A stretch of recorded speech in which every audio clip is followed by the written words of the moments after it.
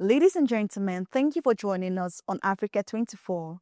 In today's edition of Decryptage, we are delighted to welcome Mr. NJ Ayuk, Executive Chairman of the African Energy Chamber. With him, we discuss insights into the roadmap for a sustainable and resilient energy future and opportunities for investment and growth in Africa's energy sector. Mr. NJ Ayuk, thank you and welcome to Africa 24. Thank you for having me. It's an honor to be with Africa Bankar. The African Energy Chamber, as the voice of Africa's energy sector, is committed to fostering strategic partnerships, sustainable investment, and regional cooperation in line with its broader mission to make energy poverty a thing of the past across the African continent by 2030. How do you see the Congo Energy and Investment Forum promoting progress, investment, and partnership in Africa's energy landscape? Starts by all of us being here. What you've seen Congo has done has been able to say, we are a legacy producer. We want to go to 500,000 barrels of oil and gas equivalent to be able to produce hydrocarbons, to take care of Congo's energy security, but also meet global energy security. So that's why you've seen people from different places around the world. You saw ministers from the Republic of the DRC, from Angola. You saw other dignitaries coming from South Africa, Europe, America, just right here. That's exactly what we need at this time. Bringing people from different countries, different investors internationally, but also boosting local investors, just like what you had in the discussions today. I think that is the big break here. And we need to encourage that in Africa because then it gives us a chance to invest in this continent and drive it up. The world is changing very quickly in terms of technological innovation.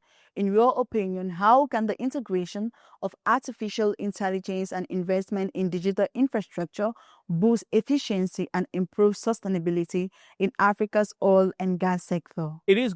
Artificial intelligence is going to improve a lot. We're going to use a lot less manpower in how we produce oil and natural gas. It makes it more sustainable, friendlier. And we're going to produce energy in a low emission environment. So we're not polluting the world. We're not giving more carbon emissions out there. We're going to do our part in Africa. But you've got to be very careful when you look at that. It's also that you cannot stop production in Africa. 600 million people don't have access to electricity. 900 don't have access to clean cooking technologies. We have to deal with access first. We have to ensure that Africans have electricity first, then we move into more sustainable, cleaner forms of energy that today they're intermittent when you use solar or wind. So when you say, oh, let's just transition, where are we transitioning to? From the dark to the dark? Nobody wants to breathe clean air in the dark. We're going to use technology, yes. The oil and gas industry is the most technology-friendly industry right now. Because you're looking at Cote d'Ivoire, for example, ENI is producing oil with very low, with zero carbon emission. Mozambique is going to produce clean gas with zero carbon emissions. So we're going to be there. We're going to be fine. And Africa is going to set that pace. But we must not forget Africa's right to produce hydrocarbons and take care of its people that do not have energy today. Nearly 600 million Africans, or around 83% of the continent's population, have no access to electricity. Official reports also estimate that Africa will need between $1 to $2 trillion to meet its clean energy transition target by 2030. So what kind of financing, investment, and global partnership can help Africa reduce energy poverty in the short and medium term? The first thing is that we need to open our own financial sector to make us competitive. So you got to look at this from two different angles. It's not just a lack of money, but also we got to look at policies and regulations. It shouldn't take so long to approve a project than the time you need to build that project. A lot of Africans, we are killing ourselves.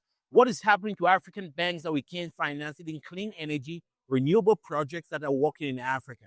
We need to be able to do that, but we're not doing that. Our financial houses need to come together. But also, we got to look at the chokehold on financing coming from the global community.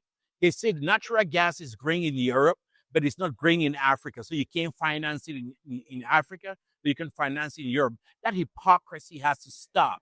But the other thing that we need to also pay attention to is that We in Africa have to have a mirrored image. We have to look at what we are not doing to encourage finances, to encourage growth. So above ground risk issues, look at our fiscal terms, look at our regulations, look at how we deal with transparency issues, look at how we deal with visas, for example, to get people getting and out of different countries and make us competitive. Taxes, incentives that you have to do to drive in investment.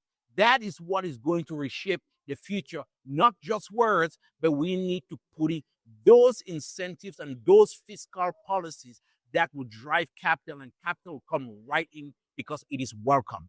Foreign aid from Western economies, led by the United States, is beginning to decline from the suspension of USAID aid to the end of the multi-million-dollar Power Africa initiative launched by former U.S. President Barack Obama in 2013. In the wake of this trend, how should Africa grasp momentum? It's a very good thing. It's a good thing that foreign aid is being cut out.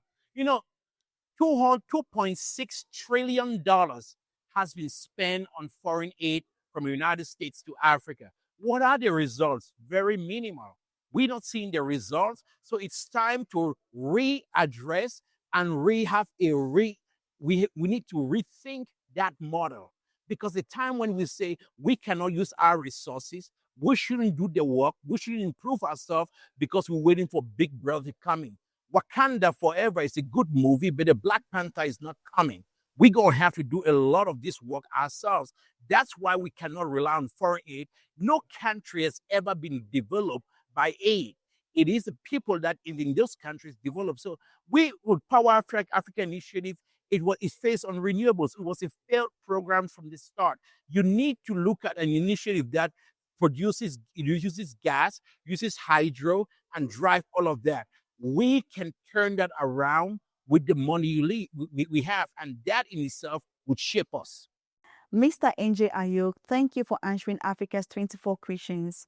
And to our viewers, thank you for watching this program. Stay tuned to Africa 24 English for the best African news in streaming and replay on our website, africa24tv.com, and on all our social networks.